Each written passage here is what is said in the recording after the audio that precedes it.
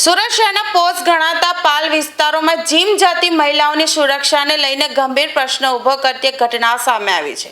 સુરતમાં એક gym trainer દ્વારા જીમ એક્ટિવિટીના બહાને મહિલાને વિશ્વાસમાં લઈને તેની સાથે અઘટિત કરતૂત આચરી હોવાની વિગતો બહાર આવતા એસઓજી પોલીસે કડક કાર્યવાહી હાથ ધરી છે। મળતી માહિતી મુજબ આરોપી જીમ ટ્રેનર તરીકે કાર્યરત હતો અને તેની પાસે જીમ કરવા આવતી એક મહિલાને તેણે પોતાની જાળમાં ફસાવી હતી।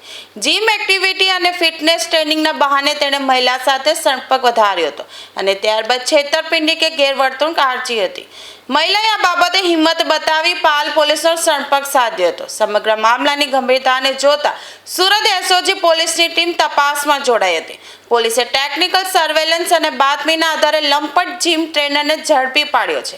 પોલીસ તપાસમાં સામે આવ્યું છે કે ટ્રેનરે પોતાની પ્રોફેશનલ ઓળખનો દુરુપયોગ કરીને મહિલાને ફસાવી હતી। પોલીસે આરોપીની ધરપકડ કરી કાયદેસરની કાર્યવાહી હાથ ધરી છે। પાલ પોલીસ સ્ટેશનમાં એક ફરિયાદ નોંધાઈ છે।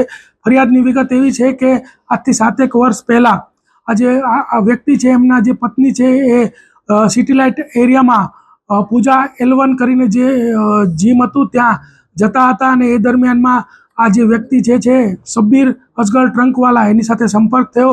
ત્યારબાદ એમની નજદીકી વધી અને ત્યારબાદ આ વ્યક્તિ વારે ઘડીએ આ જે આગેડ છે એના ઘરની આજુબાજુ, આ મહિલાના ઘરની આજુબાજુ એથર જે એનું બાઇક છે લઈને ફરતો હતો અને આજથી 7 મહિના પહેલાં આ વ્યક્તિએ એમ કીધું કે ભાઈ જો તારી પત્નીના વિડીયોઝ ફોટોઝ પણ મારી પાસે છે અને જો એ વાયરલ ન કરવા હોય તો તારે મને 5 લાખ રૂપિયા આપવા પડશે અને એમ કહીને જતો રહેલો। ત્યારબાદ એ ફરીથી 2.5 મહિના પહેલાં મળેલો ભૂલકા ભવન સ્કૂલ પાસે અને ત્યાં પણ એને જે એની બાઇકની અંદર કાચ રાખેલો એને તોડીને એનો ત્રિકોણ આકારનો કાચનો ટુકડો એના ગળે રાખીને કીધું કે આટલી વાર લાગશે, પેલા પૈસા કેમ નથી આપતો અને તારી પત્નીને તો હું મૂકી જ ને, એમ કહીને એની પાસેથી 50,000 રૂપિયા લઈ લીધેલા। આ વ્યક્તિ ખૂબ જ ડરી ગયેલો અને એ કંઈ બોલી પણ નહોતો શકતો અને ત્યારબાદ જ્યારે આ મિટિંગ થઈ અને સોશિયલ મીડિયામાં જે મીડિયા મિત્રોએ અવેરનેસ ફેલાવી અને જોઈ અને આ વ્યક્તિ